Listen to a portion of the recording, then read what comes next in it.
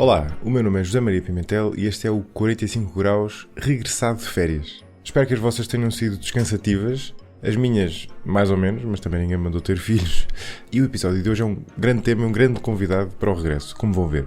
Antes disso, o habitual agradecimento aos novos mecenas do 45 graus. Desta vez, desde julho, são muitos e por isso tive de selecionar só alguns nomes. Muito obrigado à Sasha Fonseca, à Inês Barbosa, ao Mauro Silva e ao Leonardo Azevedo. Agradeço também a todos os que se inscreveram nos workshops de pensamento crítico do módulo Lógica e Argumentação que estou a fazer este mês e que anunciei no episódio de final de temporada em julho. Os workshops estão todos esgotados, com exceção de Coimbra, dia 23, e de Braga, que entretanto passou para dia 21 de outubro. Vejam no site ou na descrição deste episódio como fazê-lo. Se tiverem ainda interesse nas versões online em Lisboa ou no Porto, vejam também na descrição do episódio como deixar o vosso e-mail para receberem notícias futuras de novas sessões que venham a haver. Pelo menos mais uma sessão online, quase de certeza que vou fazer. E agora, ao episódio de hoje.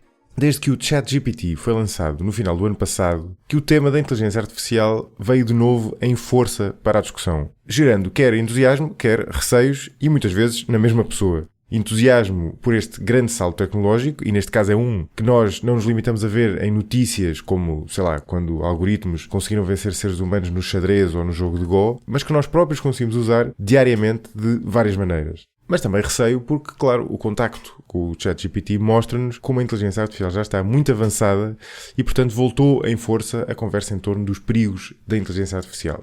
Estava, por isso, mais do que na altura trazer este tema de volta ao 45 graus e dificilmente poderia pedir um melhor convidado para isso. O Pedro Domingos é professor e investigador na área da inteligência artificial e é autor do livro Master Algorithm, ou em português, A Revolução do Algoritmo Mestre.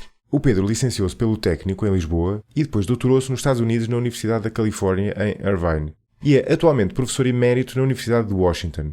Ele tem uma grande investigação nesta área da inteligência artificial e da ciência de dados, pela qual recebeu em 2014 o prémio SIGD, não sei se estou a dizer isto bem, o prémio mais prestigiado nesta área. No seu livro, O Algoritmo Mestre, que tem dado muito que falar desde que foi lançado, o Pedro aborda o modo como o Machine Learning está a mudar o mundo. E o livro foi escrito, atenção, antes do ChatGPT ter vindo dar este salto mais recente, mais uma vez baseado em Machine Learning. No início da nossa conversa, pedi-lhe então que descrevesse o que é revolucionário nos modelos de Machine Learning face à inteligência artificial mais clássica e depois pedi-lhe que elencasse as 5 famílias de modelos deste tipo, aquilo que ele chama as 5 tribos de modelos de Machine Learning.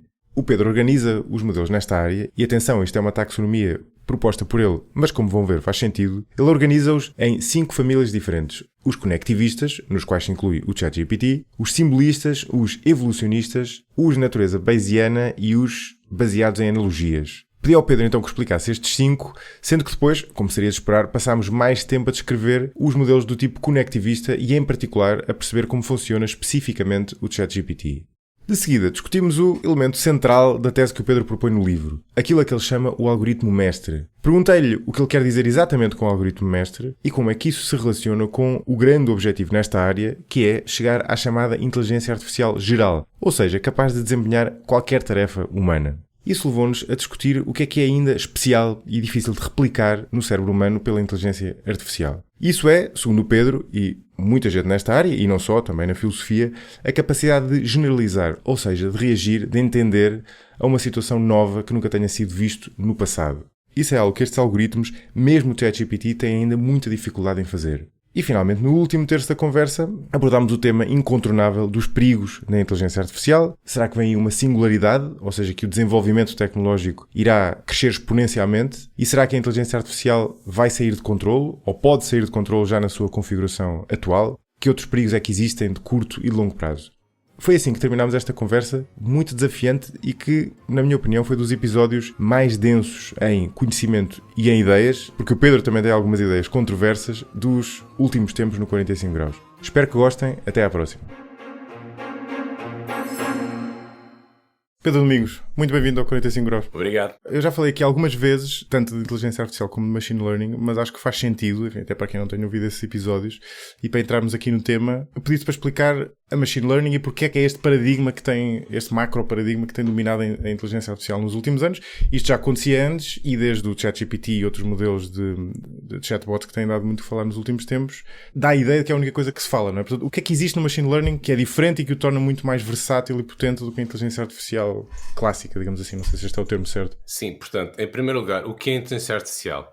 A inteligência artificial, assim, em termos leigos, é automatizar as coisas que os seres humanos fazem, que os computadores à partida não fazem, como, por exemplo, o pensamento, resolver problemas, o senso comum, a visão, a linguagem.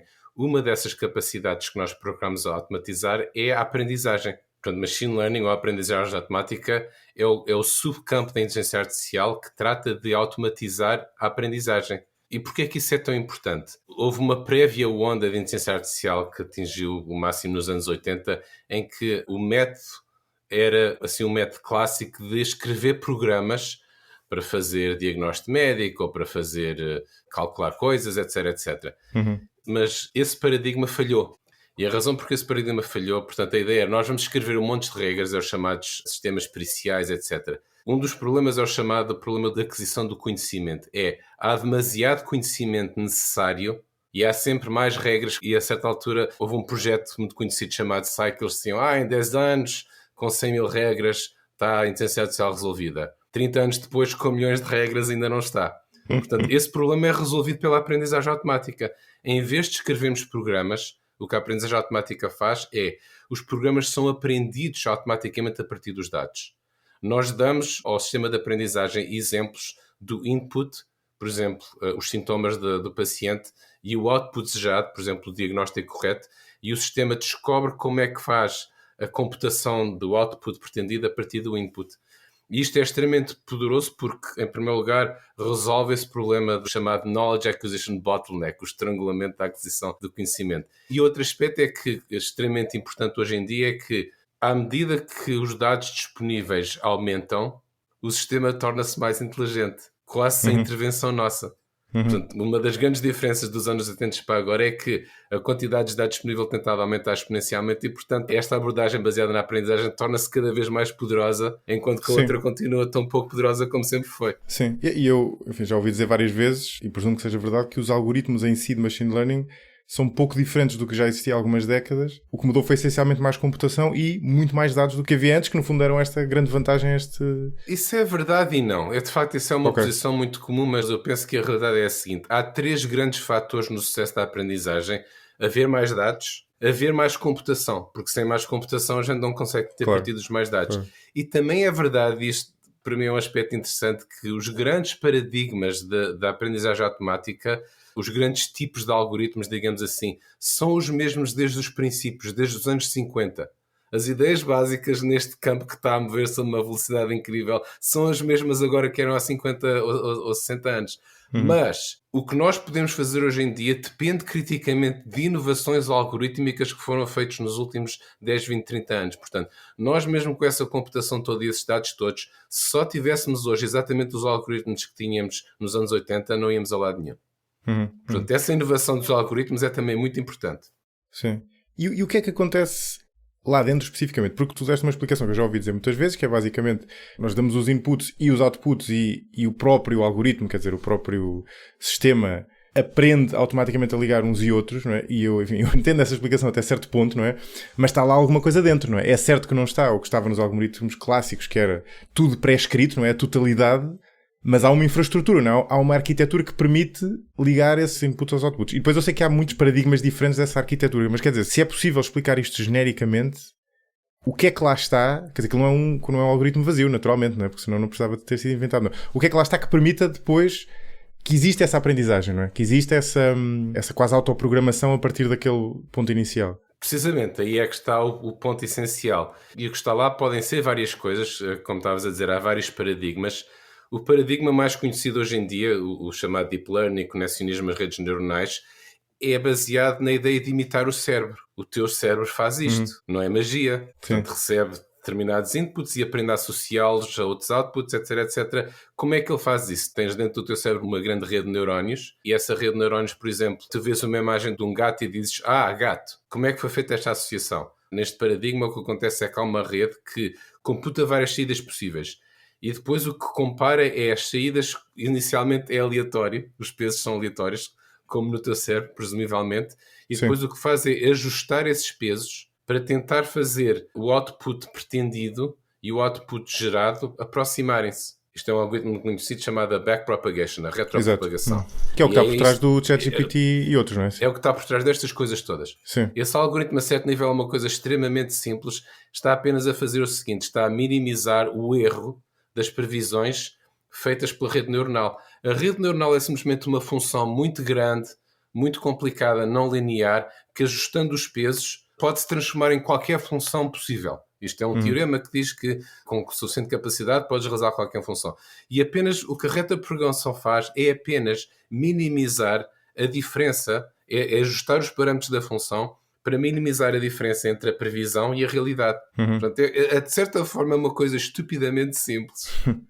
Agora, fazer isto tudo funcionar é extremamente complicado, mas a ideia básica é ridiculamente simples. Portanto, isto é os métodos conexionistas. Sim. Há também os métodos simbólicos que tradicionalmente são os que dominavam antes desta nova vaga. Aliás, é engraçado que todas as décadas há um paradigma diferente a dominar e as redes neuronais já vêm na sua terceira onda. Houve uma onda nos anos 50, depois houve uma nos anos 80, agora vem outra e se calhar depois houve outras. Portanto, quais é que são as outras? Os outros paradigmas que se vão alternando na dominância. O conexionismo é baseado na neurociência. Sim, no fundo replicar, como dizias, o nosso cérebro funciona assim. Neurónios e sinapses. Do cérebro. E, portanto, cada um destes paradigmas, por acaso isso é interessante, é baseado numa área diferente da ciência, em que nós vamos buscar ideias. Sim, tu explicas isso no livro, que tem muita piada. Sim. Pois, precisamente. Aliás, uma das coisas interessantes neste campo é que, a propósito da aprendizagem, a pessoa vai quase a todo lado. Eu, aliás, digo aos meus alunos, se gostas de uma área qualquer que ainda não foi usada na aprendizagem, começa a trabalhar em aplicá-la, que pode ser que resulte. Portanto, outra grande área é a aprendizagem simbólica, que é baseada na lógica e na matemática, e de certa forma o que essa abordagem pretende fazer é automatizar o método científico. Portanto, o método científico descobre coisas. E como é que descobre? Observando, formulando hipóteses e depois deitando fora ou refinando as hipóteses. Isto é o que os cientistas fazem de uma forma simplificada. E, portanto, nós podemos automatizar isto. Da mesma maneira que podemos automatizar o cérebro, podemos automatizar isto. Portanto, o automatizar o cérebro é fazer as coisas a um nível muito baixo. E, aliás, é para as coisas de mais baixo nível que o conexionismo costuma funcionar bem. Isto é mais a um nível mais elevado de raciocínio, mais consciente, chamado sistema 2 em vez do sistema 1. Sim, por acaso também me lembro disso, curioso. Há pessoas que fazem essa comparação. Portanto, esta é a abordagem simbólica. Depois há a abordagem evolucionária, que também é baseada na biologia, mas não na neurociência, mas na evolução. A evolução também é um algoritmo de aprendizagem. Descobre como fazer animais e plantas. Sim. Desculpa interromper, mas tu dizias há bocadinho que este sistema, enfim, os algoritmos conectivistas e estes de Large Language Models começavam com pesos aleatórios, mas o nosso cérebro provavelmente não começa com pesos aleatórios precisamente porque já vem da evolução, não é? Não, aliás, os pesos provavelmente são aleatórios porque têm que ser. Há demasiado no teu cérebro, há trilhões de ligações. Sim. Portanto, o teu genoma não tem capacidade de conter isso. Mas o que o teu genoma contém, que é extremamente importante, é a arquitetura do teu cérebro. E nas aprendizagens conexionistas a arquitetura é pré-determinada. Portanto, o pessoal, os evolucionistas dizem, mas essa arquitetura de onde é que veio? Veio da evolução. Okay. A evolução é que evoluiu o teu cérebro e o meu e o dos ratos e o das abelhas e tudo e mais alguma coisa. Portanto, e a gente sabe como é que funciona a evolução. Portanto, há uma geração, uma população, depois mede-se a sua chamada fitness. Não sei agora como é que se diz em português, mas portanto, adequação ou adaptação, talvez. A adaptação, portanto, a pessoa aplica esses animais, que neste caso são programas ou circuitos ou robôs ou qualquer coisa, ao problema. E os que dão melhores resultados, depois faz-se a reprodução. Literalmente faz-se a reprodução. Há um operador chamado crossover, que é misturar o genoma de dois pais, do pai e da mãe, digamos assim, para produzir um filho. Literalmente produzir uma geração de filhos e depois repete-se. E o que é extraordinário é que a pessoa, começando com genomas aleatórios, ao fim de uma centena de gerações, está a fazer coisas melhores do que os seres humanos em muitas áreas. Portanto, esta é a abordagem evolucionária. Depois, a outra abordagem que é baseada na estatística, em particular na estatística bayesiana. Aliás, os bayesianos olham para isto e dizem mas isso tudo são heurísticas e se calhar a biologia, a pessoa sabe lá. A biologia faz toda a espécie de disparates. Portanto, a gente tem a ter uma abordagem com princípios de otimização e o princípio fundamental é o teorema de Bayes. Portanto, daí ver o nome da aprendizagem bayesiana. Já falamos aqui. Portanto, a ideia aí é, nós temos um espaço de hipóteses. Portanto, qual é a função que te diz gato ou cão a partir de imagens de cão ou de gato? Portanto, temos esse espaço de hipóteses e depois temos a priori a probabilidade de cada uma dessas funções ser a função correta. E depois, à medida que nós vamos ver dados, a probabilidade evolui. Portanto, é o chamado em estatística o princípio da máxima verossimilhança, que é a tua hipótese é provável se diz que o que tu estás a ver é provável. Se a tua hipótese diz que tu estás a ver é improvável, então a hipótese é improvável. Portanto, as hipóteses que concordam com o que tu estás a ver tornam-se mais prováveis e as que discordam com o que estás a ver tornam-se menos prováveis. E depois as previsões são feitas por uma média ponderada de todas estas hipóteses, em que as mais prováveis contam mais. Portanto, há a probabilidade a priori, multiplicada por a verossimilhança, que é a parte que depende dos dados, produz a probabilidade a posteriori, que é, depois de eu ter visto estes dados agora, qual é que acho que são as hipóteses Sim. mais prováveis, e essas são as que contam mais. Sim. E assim sucessivamente, não é? Vais com um processo iterativo em que vais atualizando sempre Até convergir. E, portanto, se a população de que eu estou a fazer mostragem for estável, isto converge finalmente para a hipótese ótima. Ou para um conjunto de hipóteses indistinguíveis, igualmente boas, mas isso já são pormenores. E depois, finalmente, há uma abordagem que é baseada na psicologia, que é a da analogia. E que eu tenho-me dado conta que, em geral, para a maior parte das pessoas é mais intuitiva. Porque, de facto, nós todos funcionamos. A gente não sabe neurologia, não sabemos evolução, não sabemos estatística, mas nós funcionamos por analogia todos os dias. Sim. Portanto, a ideia da analogia é, quando tu tens que resolver um problema, por exemplo, eu sou médico, estou a tentar fazer o diagnóstico de uma nova paciente, eu vou procurar pacientes antigos que tenham sintomas semelhantes. E o que tiver os sintomas mais parecidos é o que eu vou dizer, tu és parecida com este, portanto vou-te dar o mesmo diagnóstico. E isto, mais uma vez, é uma ideia ridiculamente simples, mas extraordinariamente poderosa. Portanto, nós com dados suficientes, simplesmente com este princípio, conseguimos aprender qualquer função. Portanto, a ideia da aprendizagem automática é poder aprender qualquer coisa e nós com este método somos capazes de fazer. Portanto, são todos paradigmas diferentes e cada um deles tem uma escola, digamos assim, uma tribo de investigadores que acham que esta é que é a solução e, portanto, vamos ver o que é que acontece em última análise. Sim, tu chamas precisamente as 5 tribos. Porque são as 5 tribos, de facto, são tribos. Aliás, eu penso que isto existe em todos os campos, na biologia, na economia, etc. Sim, portanto, e também na inteligência artificial, portanto, não há grande surpresa aí. Sim. E os bayesianos, em particular, são muito... fanáticos. São muito fanáticos, exato. São os mais fanáticos. Aliás, por razões históricas interessantes, porque os bayesianos vêm da estatística e na estatística, tradicionalmente, o campo é dominado pelos frequentistas. Exato. E os bayesianos foram sempre uma minoria reprimida, oprimida, portanto tiveram que ser muito fanáticos para sobreviverem. Sim. E depois isso transferiu-se também para a inteligência artificial, para a aprendizagem automática, portanto... Survival of the fittest, né? Outra vez, né? De certa forma, é. Sim. Eu, por acaso, gosto muito do Teorema de Bayes e até falo disso no workshop de pensamento crítico que dou, porque é muito útil para formar opiniões com incerteza, que é basicamente o mundo em que nós vivemos, né? 99,9% do tempo, e depois conseguir tomar decisões. Voltando atrás, tu dizes, isto são 5 escolas, digamos assim, 5 paradigmas, que, embora nem todos tenham sempre o mesmo peso, há modas, não é? E atualmente estamos na moda, ou pelo menos na tendência dos conectivistas, que foram aqueles primeiros que falaste, mas eles também têm usos diferentes, não é? Ou seja, cada um tem de certa forma aquilo em que é melhor, não é? E estes bayesianos são melhores em quê? Não, precisamente, portanto, esse é que eu penso que é o ponto essencial que infelizmente muitos dos meus colegas parecem não compreender, que é cada um destes paradigmas foi motivado por certos problemas e resolve esses problemas muito bem. Mas o problema é que para resolver a inteligência artificial nós temos que resolver todos esses problemas. Portanto, nenhum desses paradigmas é suficiente. Sim. Portanto, eu penso que o que nós precisamos é uma unificação desses paradigmas, pelo menos e se calhar ainda mais. Isto para mim é completamente óbvio. E para muita gente também, mas pronto, vamos ver onde é que isto vai. Agora, os bayesianos, a grande qualidade dessa abordagem, e aliás, aquilo em que eles estão sempre a insistir é que todo o conhecimento adquirido por aprendizagem é incerto. A incerteza é inescapável, por muitas razões. E acho que ninguém duvida. A incerteza é inescapável. Sim. E agora, o que a abordagem bayesiana faz é quantificar a incerteza através da probabilidade e fazer o cálculo correto de umas probabilidades a partir de outras. E há um ponto aqui muito importante em que eles têm razão, aliás, é matematicamente indisputável, que é, há um certo número de propriedades básicas do cálculo da incerteza que implica que tem que ser feito com probabilidades. Qualquer outra abordagem está necessariamente errada. Claro. Portanto, é por isso que eles são tão fanáticos. Sim. Aliás, os bayesianos vão a todos estes outros paradigmas e desenvolvem a versão bayesiana das redes neuronais, da analogia, dos métodos simbólicos, porque tem que haver uma versão. E, portanto... já é um começo dessa integração, não é? Exato. Portanto, mas isto a este nível está completamente correto. E, aliás, uma grande parte da minha investigação tem sido a combinar métodos bayesianos, aliás, tem sido a combinar um método com o outro, em muitos casos, por exemplo, métodos bayesianos com os métodos simbólicos, etc, etc. Mas agora há aqui um grande problema, grande, enorme problema, que é o problema do custo computacional.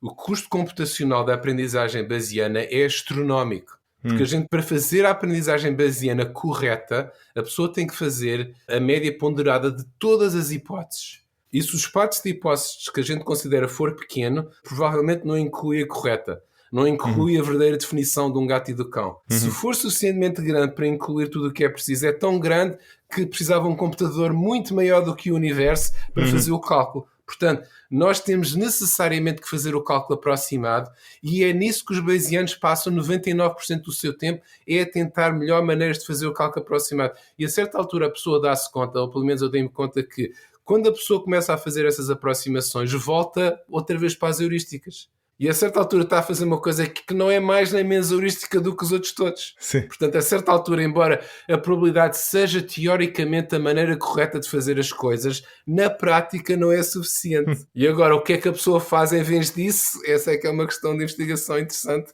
que continua em aberto. É interessante porque isso é um certo paralelo com a utilização da regra de Bayes na vida real, digamos assim, não é? Porque uma das vantagens daquele tipo de abordagem é que, do ponto de vista conceptual, tu podes utilizar esta abordagem bayesiana para formar opiniões, por exemplo, em que, em vez de formares uma opinião binária, formas uma opinião probabilística sobre determinado tema, sei lá, sobre se o mercado de trabalho deve estar mais ou menos liberalizado, por exemplo. Em vez de teres uma opinião binária, formas uma opinião probabilística que vais atualizando à medida que vais lendo artigos, por exemplo. Só que na prática é impossível fazer isso, não é? Então estás de volta às heurísticas. E é interessante perceber que isso também acontece com os algoritmos. A esse nível conceptual, eu acho que de facto toda a gente deve compreender esta abordagem, porque é importante a pessoa não pensar que as coisas que são binárias quando elas na realidade não são. E aliás, depois há a combinação das probabilidades que nós aprendemos com as utilidades e com a teoria da decisão. E essa é que é a maneira correta de tomar decisões. O resto são aproximações. Sim, Mas há aqui um ponto muito importante que é, nós darmos conta da incerteza e usarmos probabilidades não implica o bayesianismo, implica a probabilidade. Mas os frequentistas dizem, sim, concordo com isso tudo, mas esse bayesianismo é que não. A característica do bayesianismo, que é extremamente controversa e que, por exemplo, é um grande obstáculo à sua utilização nas ciências, é que as probabilidades a priori é o que te apetecer. São subjetivas. Pois, aliás, claro, a diferença sim. entre os bayesianos e os frequentistas dizem, não, as suas probabilidades a priori também têm que vir da frequência de eventos. Daí o nome frequentista eu digo que a probabilidade deste ser um gato é 80%, se 80% dos objetos que eu vejo são gatos. E os bayesianos dizem, eu vou com os olhos fechados a priori dizer que a probabilidade de gatos é 90%. E eu digo, mas porquê? E tu dizes, isto é subjetivo. E isto, do ponto de vista da ciência, é uma coisa que faz um bocado as pessoas não gostar. Sim. No longo prazo convergiriam para o mesmo, não é? Só que o problema é que, deduzo eu, é que o bayesiano, para convergir, precisa dessa capacidade computacional que muitas vezes é impossível. Não, aliás, precisamente a longo prazo convergem para o mesmo, desde que a priori não demos probabilidade zero à hipótese correta. Sim, pois, exato, certo. Mas a longo prazo, aliás, nós chamamos-lhe o asymptopia, é a utopia assintótica, a asymptopia, digamos assim, em que temos dados infinitos. O bayesianismo é desnecessário, porque aí basta a máxima verossimilhança. A pessoa simplesmente calcular a frequência chega. Portanto, a vantagem do bayesianismo é quando nós não temos muitos dados. E também é nesse caso que é fiável, porque quando temos dados infinitos não temos capacidade de processar. E isto é usado em quê? Este tipo de algoritmos são usados na prática em que tipo de áreas? Ou em que tipo de tarefas? Por exemplo, tu há bocado falaste dos analogistas, eu tenho a ideia que são usados, por exemplo, em sistemas de recomendação de tipo Amazon de livros e Netflix de filmes. O que faz sentido, não é? Porque é do género, tu gostaste deste filme, então provavelmente vais gostar de um idêntico. Estes bayesianos são usados normalmente em quê? Aliás, os sistemas de recomendação são uma grande aplicação dos métodos de analogia, mas a analogia que eles fazem é uma analogia diferente. Esse, por acaso, é um ponto interessante. O que tu sugeriste agora é o que as pessoas começaram por fazer, mas isso não resulta muito bem. O que resulta espetacularmente bem está por trás de uma quantidade enorme de recomendações que nós recebemos da Netflix, da Spotify, de montes de coisas, é encontrar pessoas com gostos semelhantes aos meus. Se os teus gostos são semelhantes aos meus, o que tu viste e gostaste, o sistema recomenda a mim. E isso é que é espetacularmente poderoso. Portanto, é uma analogia entre pessoas, não uma analogia entre os produtos. Embora a pessoa pode fazer combinação, etc. Claro, mas é one-to-one, é isso? Ou seja, não é uma combinação de pessoas, ou seja... Não, no caso mais simples é one-to-one, mas na realidade é uma combinação de pessoas. E aliás, até muitas, por exemplo, a Netflix, por exemplo, pode estar a fazer uma recomendação de um filme para ti baseado nas 30 pessoas mais semelhantes a ti. Sim, exato. que podem estar nos antípodas, mas têm gostos semelhantes. Exato, sim. Agora, os métodos bayesianos, a grande aplicação é precisamente onde, número 1, quantificar a incerteza é importante, e número 2, existem dados e o problema computacional é suficientemente possível para resolver. Portanto, tradicionalmente uma grande área de aplicação é em medicina. Há uma representação, um tipo de método bayesiano chamado as redes bayesianas. Se hoje em dia me perguntassem, olha, quero um sistema para fazer diagnóstico médico, o que é que recomendo? Eu dizia, redes bayesianas.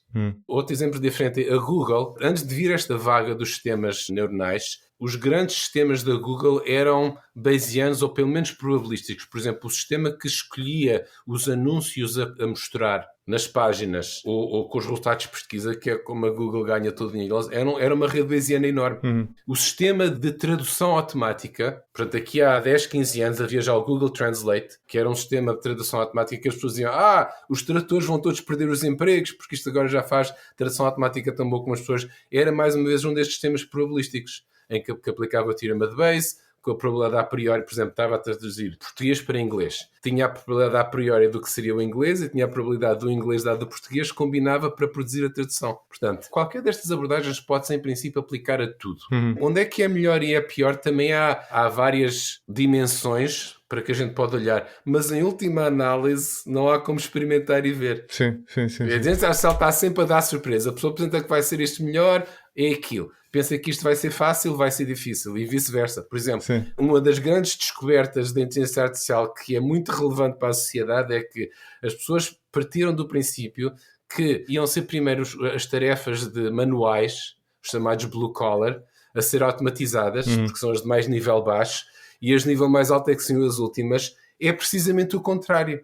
Aliás, eu gosto de dizer a brincar que a inteligência artificial é a vingança da classe operária. Porque eles perderam os empregos todos quando veio a automatização, etc. Mas ora, com a inteligência artificial, quem vai ser automatizado é os advogados e os professores e os etc. É pelo lado físico, não é? Ou seja, Pois, não, é que o físico é difícil. Exato. O operário de construção tem uma série de capacidades psicomotoras, etc., que a evolução passou 500 milhões de anos a aperfeiçoar. Sim. Enquanto que uma profissão que precisa de um curso superior, por definição, a evolução não nos adaptou a isso. Portanto, nós somos muito piores médicos do que somos operários da construção. Portanto, é mais fácil os computadores baterem-nos na medicina do que baterem-nos na construção. Sim, que nos é menos natural, esse é um bom ponto. Pois. E isso liga, por acaso, liga a uma pergunta que eu te queria fazer.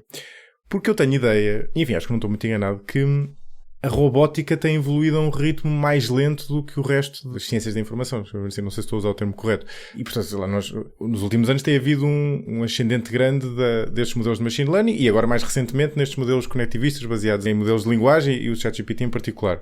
E isto tem uma aplicação muito difícil na robótica, não é? Porque, lá está, estás a lidar com skills e com tarefas bastante diferentes. E dá a ideia que a robótica, que aqui há uns anos era, quer dizer, se tu há 20 ou 30 anos falasses em inteligência artificial, aquilo que as pessoas lembravam era de robôs. E agora já não é? Aquilo que as pessoas pensam é numa janela do browser. Não é? Precisamente. Portanto, as pessoas, tradicionalmente, quando pensam em inteligência artificial, a primeira coisa em que pensam é os robôs. E, portanto, a robótica é, mais uma vez, a automatização de um certo tipo de capacidades humanas que tem a ver com movimento. É a pessoa deslocar-se, pegar em coisas, fazer construções, etc.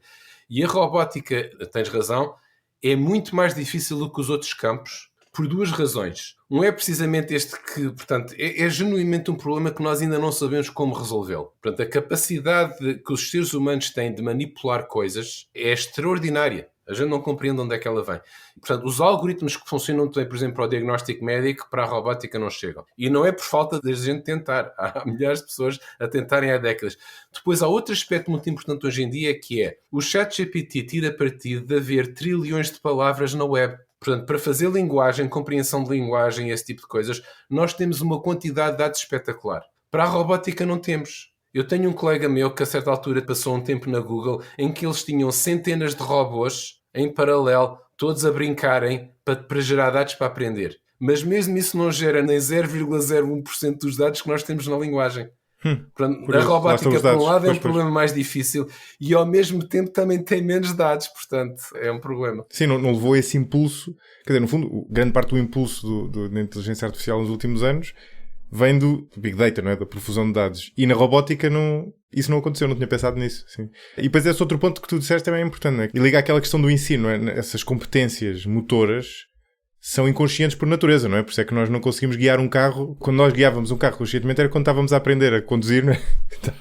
E não percebíamos nada daquilo, não é? Quando aquilo de repente entra no inconsciente, não é? No automatismo, que a pessoa faz bem. Só que depois não consegue replicar, não é? Por acaso esse é um ponto importante.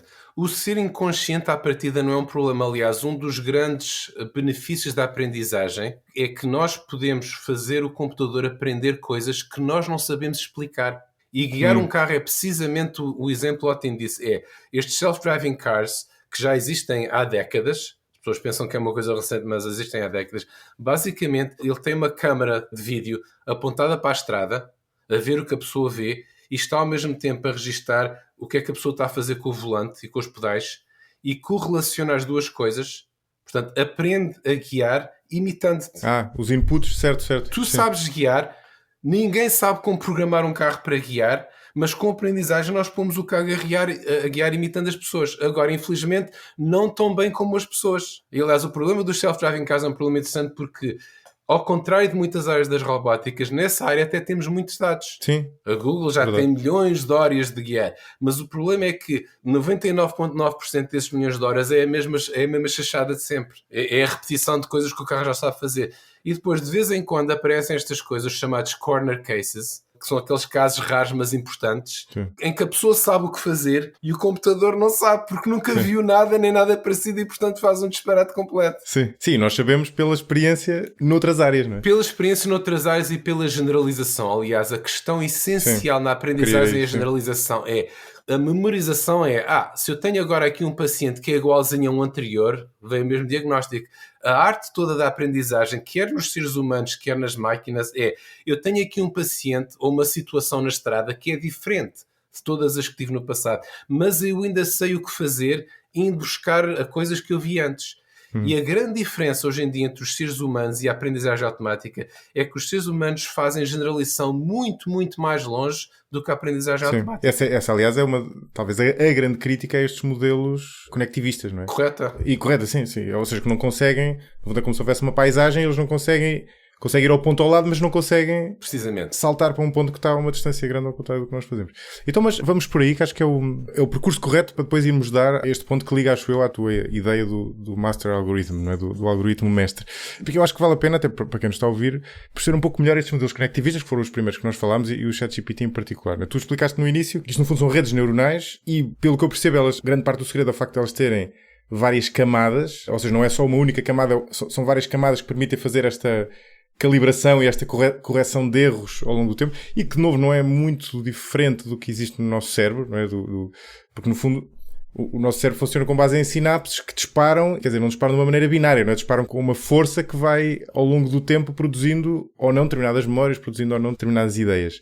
Mas qual é que foi, se é que há algum, qual é que foi o grande passo do ChatGPT e do modelo GPT que tem por trás que permitiu, enfim, quer dizer, permitiu fazer, apesar de tudo, construir um chatbot que não existia antes, ou pelo menos a ideia que eu tenho é que não existia antes. Ou seja, estes modelos já existiam, não é? Mas qual foi aqui o grande salto? Voando sobre as décadas, quando estes modelos neuronais foram inicialmente propostos nos anos 50, o modelo era um só neurónio, ou uma só camada de neurónios. E matematicamente uma só camada de neurónios não tem capacidade de reproduzir qualquer função. Para sermos capazes de reproduzir qualquer função, é preciso haver as chamadas camadas escondidas. Portanto, é camadas intermédias, que não são nem o input nem o output. E quanto mais camadas, isto é um ponto muito importante, quanto mais camadas intermédias houver, precisamos de uma camada escondida. E nos anos 80, não foi quando inventado, mas quando se difundiu este algoritmo da retropropagação, que pela primeira vez era capaz de treinar modelos com camadas escondidas. Mas nessa altura é só com uma camada escondida. E tudo se pode reduzir a uma camada escondida, mas precisa de exponencialmente mais neurónios.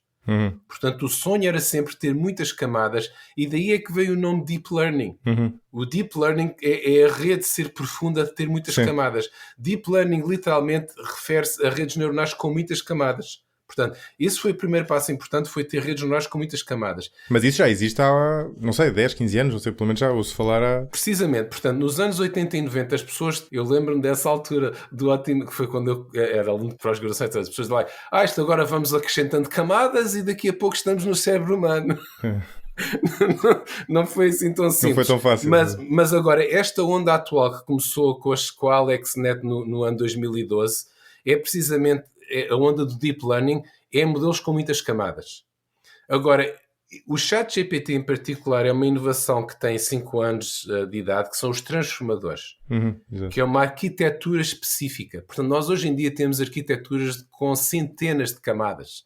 Comparado com os anos 90 é uma coisa extraordinária. Portanto, já um pouco mais nesse aspecto parecidas com o cérebro. O cérebro não tem uma camada. Aliás, nós hoje em dia temos redes neuronais provavelmente com muito mais camadas do que o cérebro tem. O que também é sinal de que se calhar não estamos a fazer o que devíamos. Mas os transformadores em particular são uma dessas arquiteturas com muitas camadas.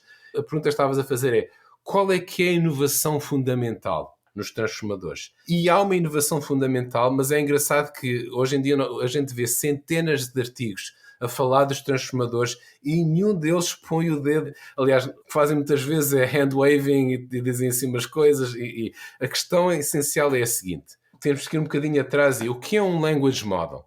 Um language model, que é o que é o ChatGPT. Large Language Model é um grande modelo da linguagem. Portanto, o que é um modelo da linguagem?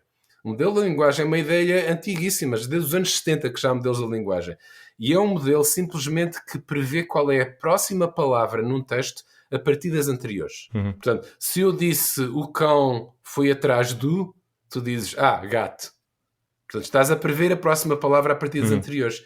E agora a questão essencial é a seguinte: olhando para isto do ponto de vista bayesiano, exatamente esses sistemas inicialmente eram precisamente bayesianos, quanto mais palavras anteriores tomares em conta, melhor consegues prever a seguinte. Tu dizes, correu atrás do, sei lá, pode ter sido o miúdo, correu atrás de outro miúdo, mas de ser o cão. Portanto, quanto mais palavras a pessoa tiver para condicionar, usando o termo técnico, melhor faz a previsão. Vai afunilando. Exato. E agora a questão é a seguinte: o número de possibilidades aumenta exponencialmente com o número de palavras. A quantidade de dados que nós precisamos aumenta exponencialmente e a computação aumenta exponencialmente.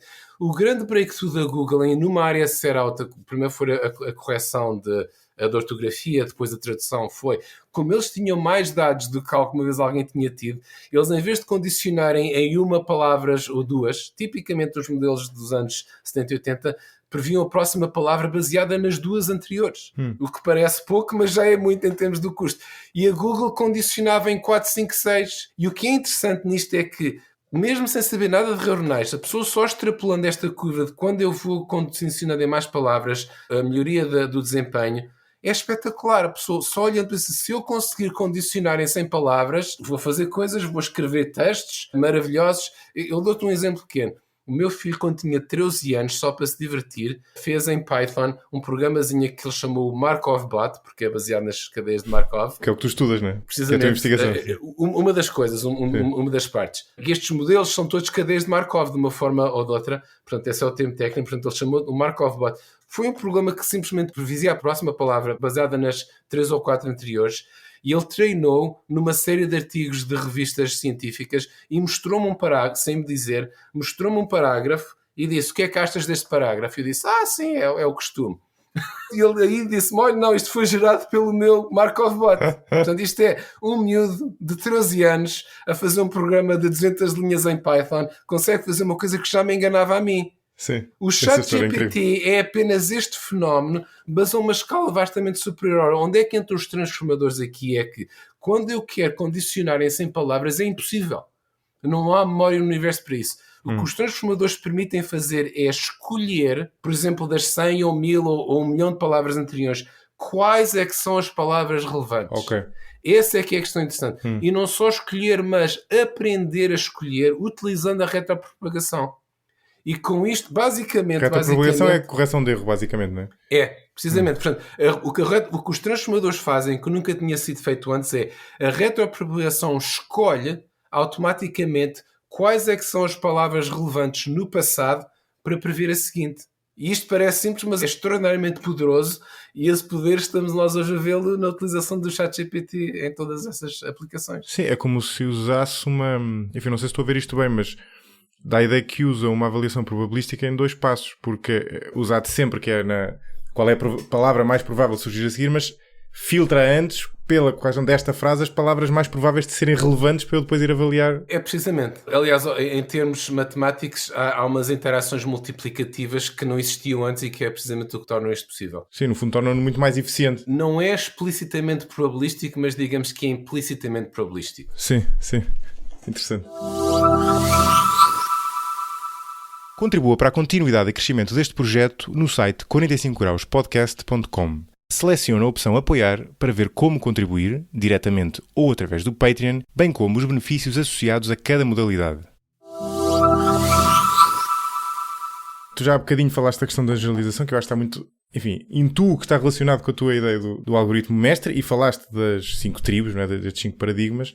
Antes de falarmos de como chegar a este algoritmo mestre, e parte da resposta tu já referiste que é combinando estes 5 paradigmas, o que é exatamente o algoritmo mestre? Ou seja, de que é que tu estás a falar ao certo? Estás a falar de simplesmente uma espécie de algoritmo versátil que combina diferentes tipos de algoritmos já pré-existentes ou de uma coisa próxima àquilo que costuma chamar AGI, não é? Portanto, inteligência artificial geral, por oposição à inteligência artificial mais narrow, não é? Mais específica, ou seja, inteligência artificial equivalente à inteligência humana, e quando se diz equivalente, como sempre quando se fala em inteligência artificial, é muito mais, não é? Porque a partir do momento em que tu consegues reproduzir uma determinada tarefa humana, faz-la muito melhor do que já é feito. Ou seja, tu estás a falar de que exatamente quando te referes ao algoritmo mestre? A noção do algoritmo mestre é uma noção muito mais básica do que... Essas noções são todas relevantes, mas a noção central é muito mais básica. É simplesmente a seguinte, todos os algoritmos de aprendizagem que nós temos estado a falar são algoritmos mestres. No seguinte sentido, da mesma maneira que uma chave mestra é uma chave que abre todas as fechaduras, porque é capaz de simular cada uma das chaves. A chave de casa que tu tens é uma chave que abre uma fechadura. A chave mestra, por exemplo, que tem, sei lá, uma pessoa no dono de um hotel ou qualquer coisa, é uma chave que abre todas as portas. Da mesma forma, o algoritmo mestre é um algoritmo que é capaz de fazer tudo. Portanto, há esta noção muito importante da informática da máquina de Turing, que é o computador, que é a máquina universal.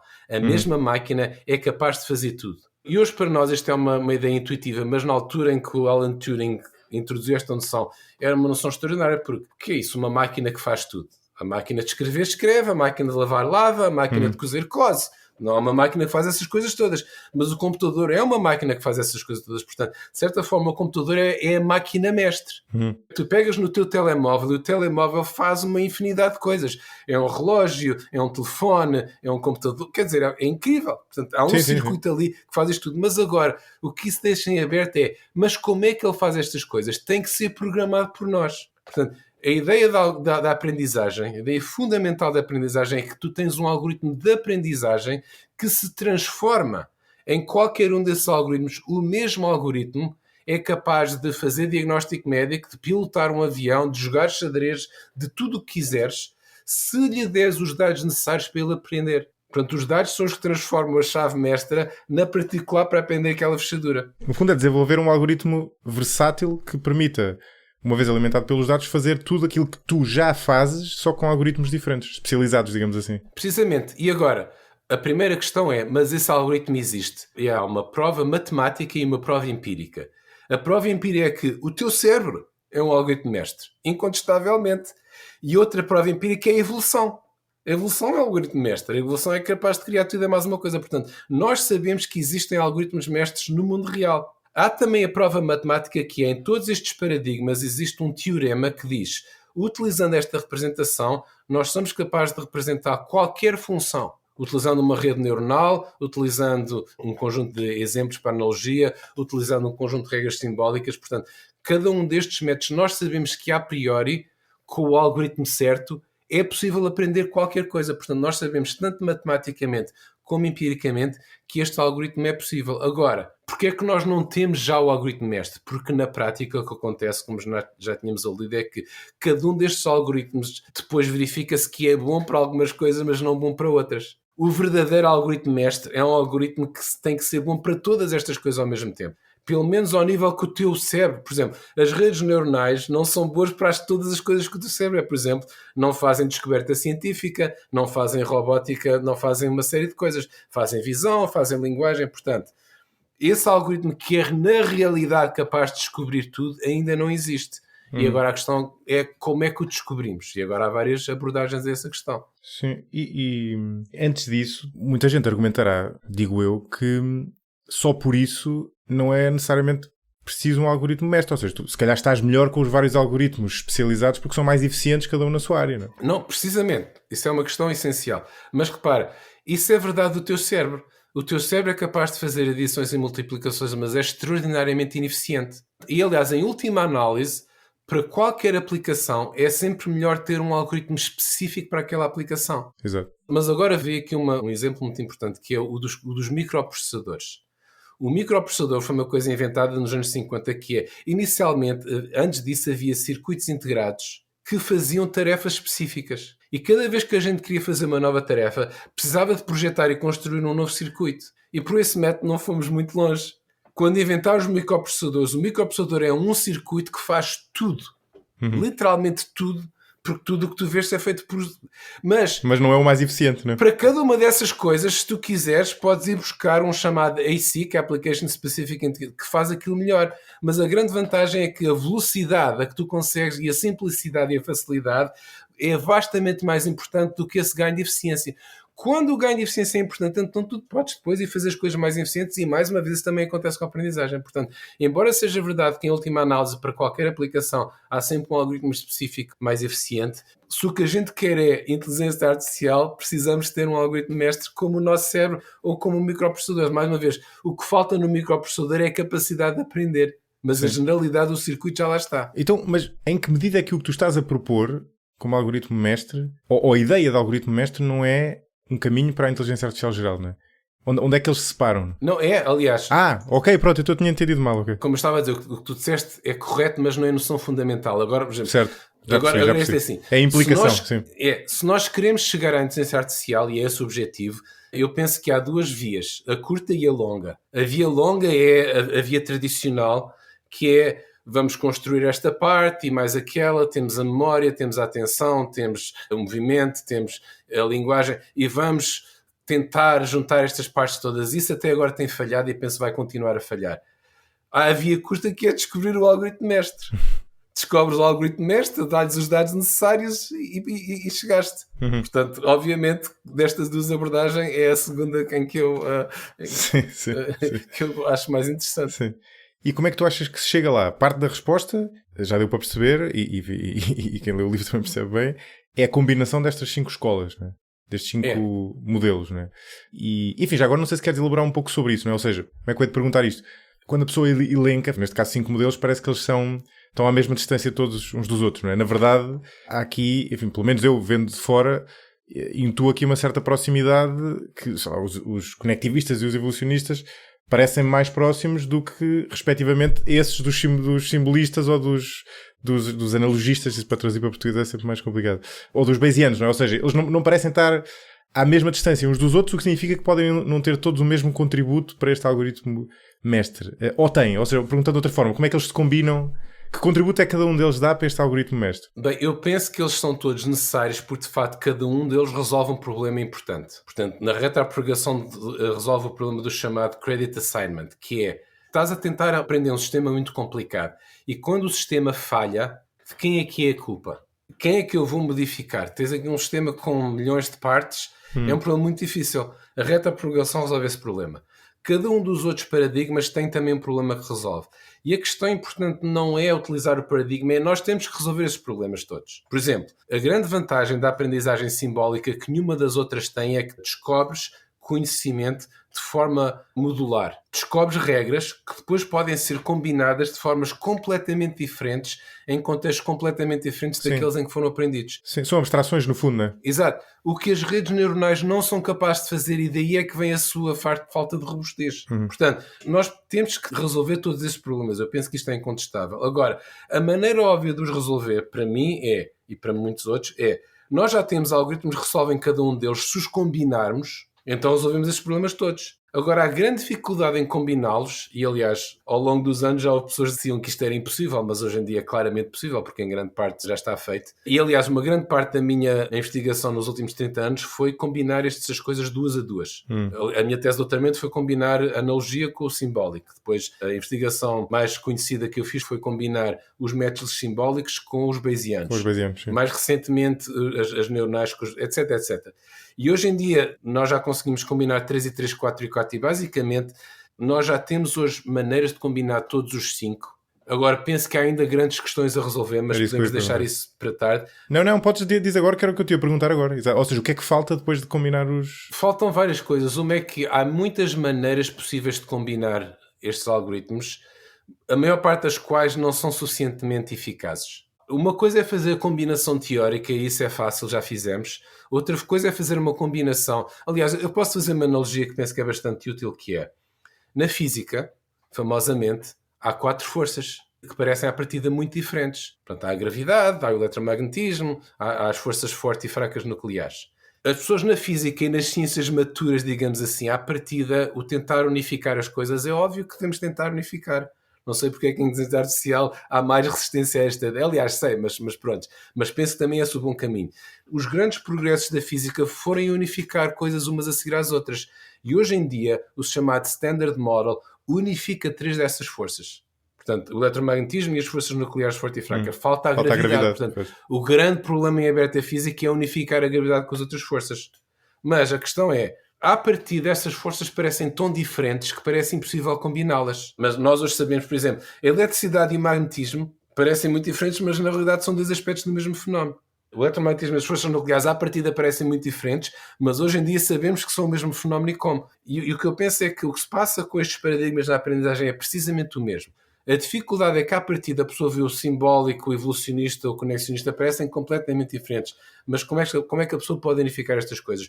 Mas aquilo que nós sabemos hoje, que não sabíamos há 20 anos, é que, a um nível mais profundo, estes métodos são todos extremamente simples e extremamente semelhantes na simplicidade. Todos eles, aliás, isto é engraçado, porque há milhares e milhares de algoritmos de aprendizagem hoje em dia, e todos os anos saem mais dezenas de milhares, mas todos têm as 3 mesmas componentes. E nós percebemos o que é que são estas componentes, é o primeiro e, de certa forma, o mais importante passo. O primeiro componente é a representação. É a linguagem matemática que nós utilizamos para representar os conceitos que vamos aprender. Os seres humanos temos as linguagens como o português, o inglês, etc. Na programação, há o Java, o Python, o C. Na inteligência artificial há certas linguagens de representação, incluindo as redes neuronais, as redes bayesianas, estas coisas. Portanto, há a questão da linguagem. Portanto, nós temos que unificar a representação. Essa parte do problema, hoje em dia, está essencialmente completamente resolvida. Nós sabemos como unificar completamente. Não foi fácil. E houve muito quem dissesse que era impossível. Por exemplo, para unificar o simbolismo e o bayesianismo é preciso unificar a lógica e a probabilidade, que é um problema que já preocupa os filósofos e os matemáticos de há centenas de anos. Exato. E eu falei com pessoas ao longo do tempo, disseram, isto é impossível. Há razões fundamentais porque não é possível unificar a lógica e a probabilidade. Unificamos, esse problema está resolvido. Aliás, a grande parte dos prémios que eu ganhei, etc., foi precisamente por ter unificado a lógica e a probabilidade. Que eu fiz com este objetivo, mas que obviamente tem implicações para a matemática, para a lógica, para a filosofia, etc. Portanto, unificar estas 5 representações está feito. O passo seguinte é a avaliação. É qual é a função que diz quais é que são os modelos melhores e os piores. Por exemplo, se estás a cometer muito erros ou poucos, ou qual é a quantidade de erro, etc, etc. Essas também temos que unificar, mas essa parte é relativamente fácil. Por exemplo, a probabilidade posterior dos bayesianos tem basicamente as outras medidas como casos especiais, simplificando um pouco. Portanto, essa parte não é fácil.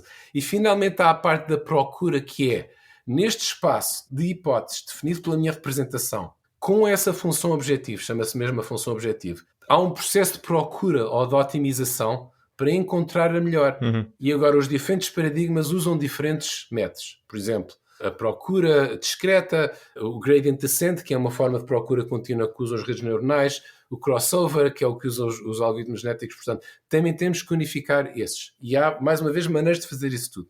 Portanto, neste momento já estás a ver que unificar os 5 paradigmas se calhar não é assim tão difícil. Então, mas como é que tu unificas, por exemplo, paradigmas tão diferentes como o conectivista e o simbolista? Ou seja, o conectivista, que é o do ChatGPT, impressiona-nos, não é? Quando a pessoa começa a fazer perguntas e percebe que sai de lá uma resposta correta, mas como tu explicavas há bocadinho, não é? Aquilo é um modelo, aquilo não tem por base aquilo que nós poderíamos chamar um entendimento análogo ao entendimento humano, não é? Aquilo é simplesmente um modelo que vai procurar a palavra mais provável de surgir a seguir. O modelo simbolista é completamente diferente disto, não é? Porque é um modelo mais próximo, lá está, da lógica, não é? E de conceitos abstratos, e tem por base a dedução invertida, não é? Que tu falas no livro, não é?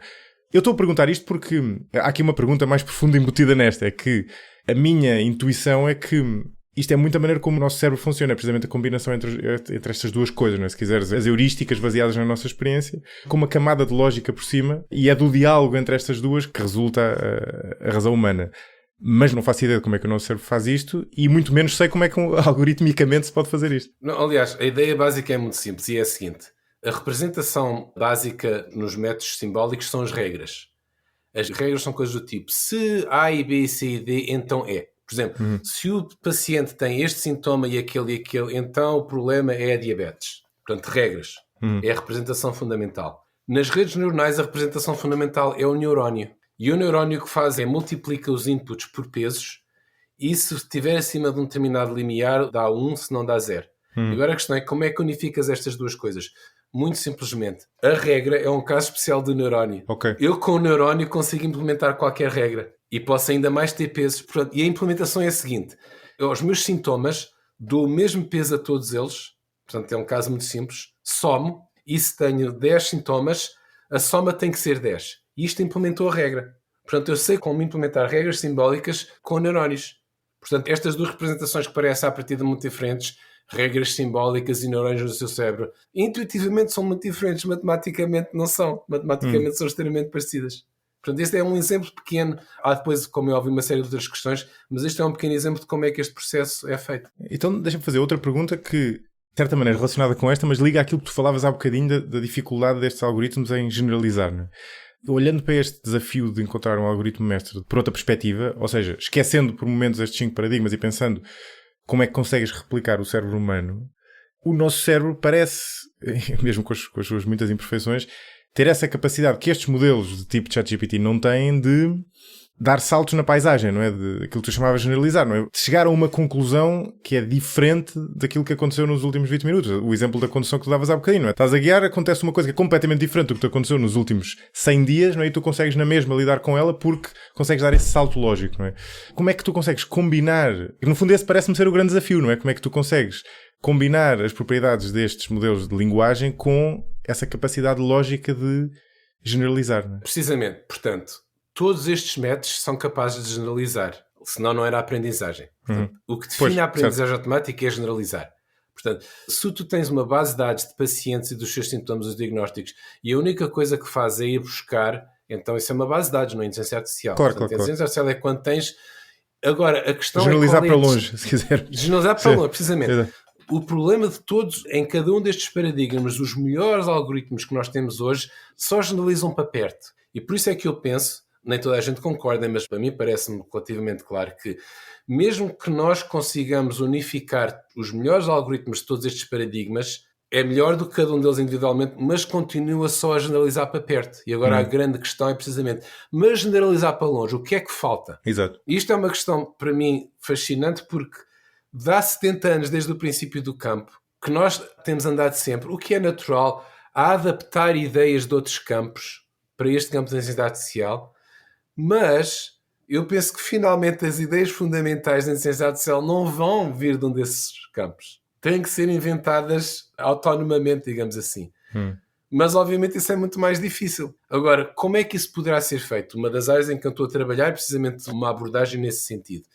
Nós podemos aprender transformações, por exemplo, mudar a cor de um objeto é uma transformação. Era azul e pintei vermelho. Mudar a forma é outra transformação.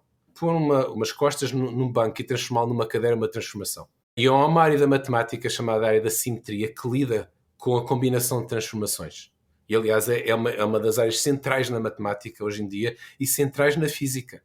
A física moderna existe à base destas chamadas simetrias. Por exemplo, uma simetria de um quadrado é rodá-lo 90 graus, 180, 270 ou 360. Uma simetria de um círculo é rodá-lo qualquer ângulo, porque rodá-lo qualquer ângulo deixa-o na mesma figura. Portanto, esta ideia de simetrias é extremamente importante na física e na matemática. Aliás, este modelo que eu estava a falar, o Standard Model, que é a base da física hoje em dia, é basicamente um conjunto de simetrias. Portanto, o que eu estou a fazer é aplicar essas ideias no contexto da aprendizagem automática, em que a ideia é, nós vamos descobrir transformações a partir dos dados. Por exemplo, isto é uma caneca, é vermelha, mas se eu mudar o vermelho para azul, continua a ser uma caneca. Mas se lhe tirar a pega, passa a ser um copo. E o ponto essencial é o seguinte, aprender transformações individuais a partir de dados razoáveis não é difícil. Tu comparas duas coisas que são ambas canecas e dizem, então esta transformação não faz diferença. Tu comparas, por exemplo, a minha cara assim com a minha cara rodada de 20 graus e dizes, isto continua a ser a tua cara. Portanto, isto nós sabemos hoje fazer. Agora, o ponto essencial é que, com esta teoria dos grupos de simetria, eu agora posso fazer a composição das transformações. Eu digo assim, eu vi ali uma caneca que era verde em vez de vermelha, mas eu já sei que mudar a cor não faz mal. E também vi aqui uma caneca que era estreita em vez de longa, mas também sim, não faz mal.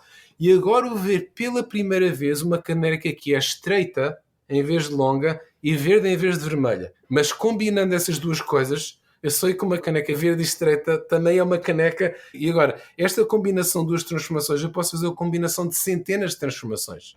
E o que eu tenho ao fim dessas centenas de transformações é um objeto que parece completamente diferente do inicial, superficialmente, mas eu tenho razões fortes para saber que é o mesmo. Portanto, descobrirmos estas transformações e depois fazer a sua composição é uma maneira de fazer generalizações muito mais longe. Por exemplo, imagens de gatos é um caso. E ainda hoje em dia é difícil reconhecer gatos, porque os gatos são um exemplo famoso porque o YouTube está cheio de vídeos de gatos. Porque as pessoas gostam de vídeos de gatos.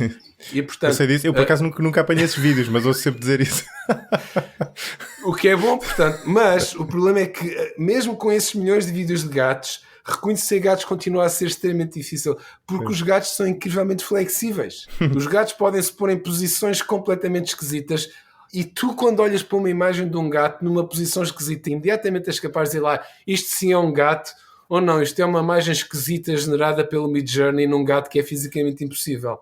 Como é que tu fizeste isso? Tu sabes que há movimentos das articulações que são permitidos e outros que não são. E esse movimento é uma transformação, é uma destas simetrias. Portanto, eu quando giro o meu cotovelo, continuo a ser eu. Mas se o girar na direção errada, só se eu tiver partido. Claro, portanto, claro. nós sabemos quais é que são essas possibilidades e agora fazendo a composição... E tu conheces isso, desculpa interromper, tu conheces isso não só de olhar para gatos, conheces isso de olhar para todo tipo de animais, não é? De olhar para, mesmo para objetos, quer dizer, da tua experiência no dia-a-dia. Não, mas precisamente, outro exemplo de transformação é, eu vi estas coisas aplicarem-se a vacas e agora estou a ver um cavalo, ou um elefante. Eu vejo pela primeira vez um hipopótamo, nunca tinha visto um hipopótamo, mas por ver a semelhança entre o hipopótamo e o elefante e o rinoceronte, imediatamente aplico uma série de coisas, como por exemplo, quais é que são os movimentos possíveis ao hipopótamo que eu sabia aplicarem-se ao elefante. E por exemplo, no caso de um gato, posso ver um gato numa posição completamente diferente das anteriores que eu vi, que eu já tinha visto, porque é uma combinação de movimentos dos diferentes membros, da cor do pelo, da cara, etc, etc, que eu não tinha visto, mas eu vi cada uma delas e sei que são compatíveis. Portanto, eu penso que desta forma, e agora obviamente há algoritmos concretos para fazer isto, nós vamos conseguir, aliás já estamos a conseguir, descobrir formas de fazer generalização que vão muitíssimo mais longe, fazem saltos muito maiores na paisagem do que os métodos atuais. Esse é um método, pelo que tu descreves, parece justamente um método que pode ter muito potencial nos carros de condução automática, por exemplo. E na robótica, aliás, eu penso e na robótica, pessoa... pois. Mas já me parece ter menos utilidade noutros campos mais, enfim, intelectuais, chamemos-lhe assim, quer dizer, ou seja, para dar um exemplo óbvio, não é? Quer dizer, quando se escuta este tema, eu acho que os exemplos mais comuns é pensar um algoritmo ao qual tivesse sido fornecida a mesma informação que o cérebro do Einstein, por exemplo, recebeu, seria capaz de descobrir a teoria da relatividade, ou seja, seria capaz de dar aquele salto e de propor uma explicação que... E este é um exemplo bom, não é? Porque na verdade era uma explicação que não existia nem estava em certo sentido próxima das opiniões que existiam. Ou seja, é um bom exemplo porque é um daqueles raros casos na ciência que não é um salto incremental, não é? Que é um salto bastante grande, não é? E isso será suficiente, não é? Intuitivamente parece-me que não é? Mas enfim, eu também não sou desta área. Não, eu diria, intuitivamente parece-me que sim. Aliás, eu penso que precisamente a ideia de... Aliás, hoje em dia uma área popular, aliás, já há muitas décadas, mas hoje em dia é ainda mais popular, de tentar fazer descobertas científicas utilizando algoritmos de aprendizagem. Sim. E, por exemplo, as leis de Kepler já foram redescobertas por algoritmos de aprendizagem. Não sabia disso. Interessante. Mas não as leis de Newton. Mas eu tenho um método que é capaz de descobrir as leis de Newton. E, aliás, uma das coisas que está na minha lista de coisas a tentar fazer é redescobrir a teoria da relatividade. Sim. O que a maior parte das pessoas diriam que é impossível.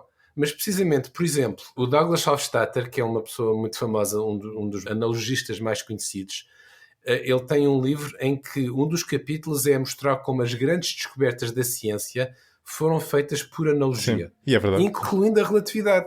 Incluindo a relatividade, sim. Nós já sabemos, se nós sabemos fazer analogia, pelo menos um certo tipo de analogia, em princípio somos capazes de descobrir a teoria da relatividade só utilizando a analogia. Na prática, além da analogia, é preciso outras componentes, portanto, mais uma vez... Pois, mas é que não era só a analogia, no fundo era a analogia combinada com a lógica, desde logo, não é? Mas nós sabemos combinar a analogia com a lógica. Pois, lá está, com os pois métodos está que bem. temos hoje em Sim, dia. sim. Sim, certo. Mas é verdade, sim, a analogia tem um peso gigante, não é suficiente por si só, não é? Eu, aliás, ando a ler a biografia do Da Vinci Do Walter Isaacson. Exatamente, do Walter Isaacson, e é muito giro, e o Da Vinci era um exemplo muito interessante do tipo que tinha uma capacidade de criar analogias quase super-humana, mas depois faltava-lhe a parte matemática, desde logo, e faltava-lhe uma literacia científica que o impediram de ir mais longe, não é? Mas ao mesmo tempo é incrível a capacidade que ele tinha para traçar analogias. A ideia do Douglas Hofstadter, e aliás, este termo analogizer, ou analogizante, ou analogista em português, que eu utilizo no livro, foi ele que criou esse termo. E ele considera-se assim próprio um analogista. E a teoria dele é que, aliás, essa é a teoria do livro, é que tudo, desde o senso comum, as coisas mais pequenas no dia-a-dia, até às grandes descobertas científicas, é apenas analogia. E eu penso que isso é um exagero, mas a analogia claramente é um dos componentes essenciais, incontornáveis. Mesmo o Jeff Hinton disse que as redes neuronais são melhores do que os métodos simbólicos porque fazem raciocínio analógico. Mas depois não explica como é que fazem o raciocínio analógico. Portanto, há aí uma falha qualquer. Mas tu estavas a dizer, nestas descobertas como a relatividade, a coisa que impressiona é o salto. Como é que foi dado esse salto?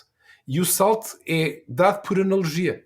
A pessoa vai a estas descobertas, aliás, há muitas outras que o Douglas Hofstadter não fala no livro, e o que levou a pessoa a dar o salto foi, a certa altura, reparou numa semelhança entre duas coisas que anteriormente ninguém tinha relacionado.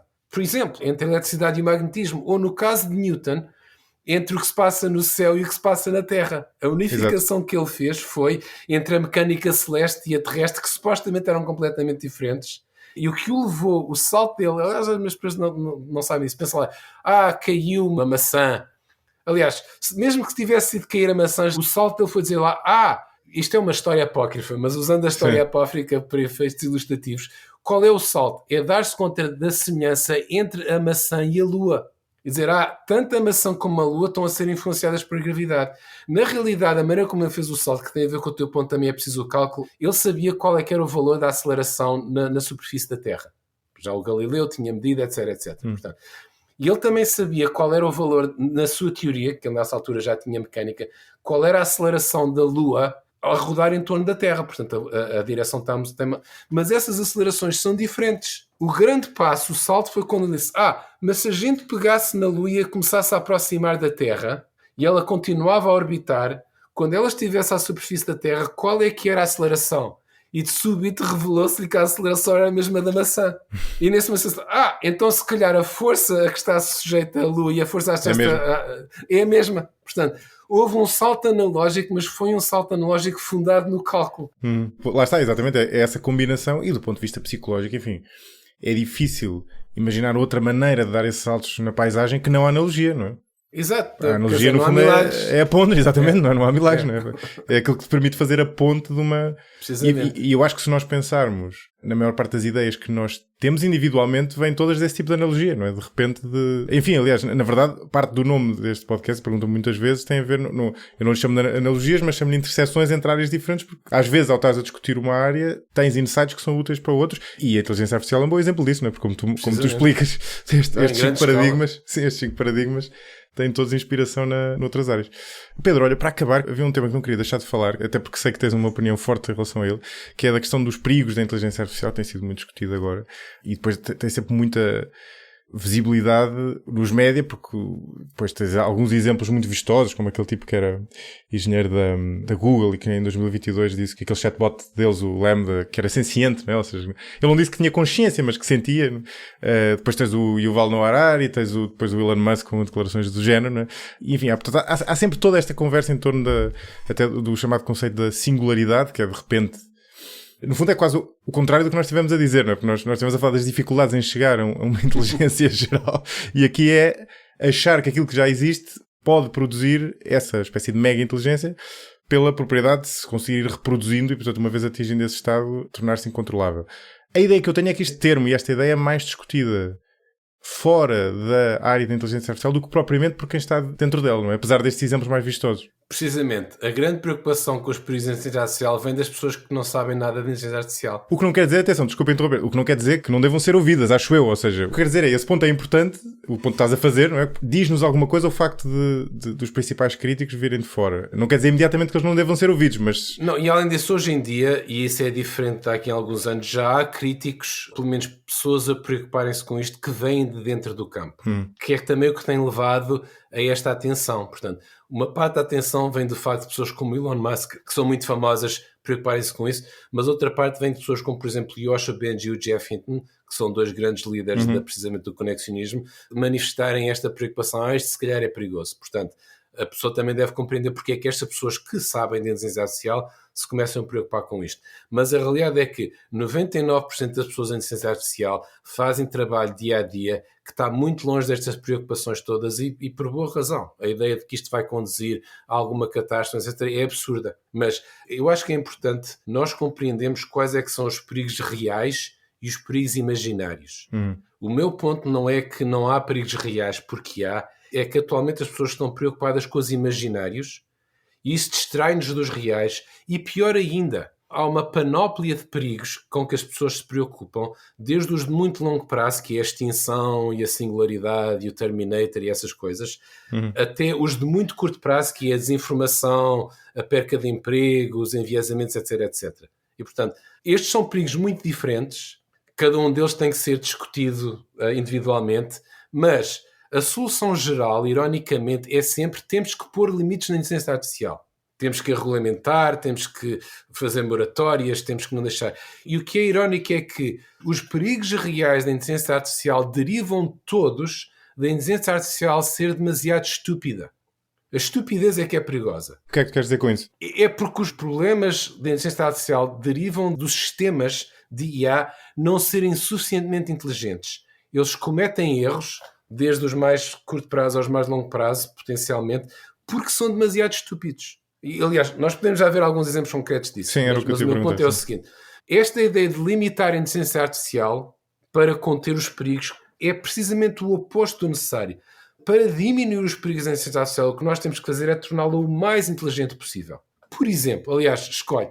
Vamos falar primeiro dos perigos de curto prazo ou os dos de longo prazo? Talvez curto prazo. Curto prazo, por exemplo, os enviesamentos. Aliás, isto já é uma coisa que é muito falada daqui a 10 anos, portanto, a desinformação e o desemprego é mais recente, mas a ideia dos enviesamentos é que os sistemas de inteligência artificial têm enviesamentos, perpetuam os enviesamentos humanos em relação à raça, em relação ao sexo, etc, etc.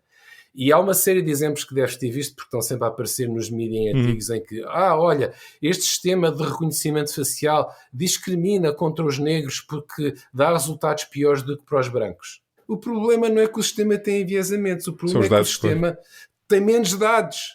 E é mais difícil reconhecer caras escuras porque o contraste e a cor são extremamente importantes. Portanto, o que nós precisamos não é, como agora o AI Act, que a União Europeia vai passar, proíbe a utilização da inteligência artificial para reconhecimento facial. É uma estupidez inacreditável. O que nós queremos não é proibir, porque isso tem de facto montes de aplicações úteis. O que temos é que melhorar esses sistemas para saberem reconhecer cada indivíduo o melhor possível, independentemente da raça ou do sexo, ou seja o que for. Portanto, e um exemplo ainda mais mundano.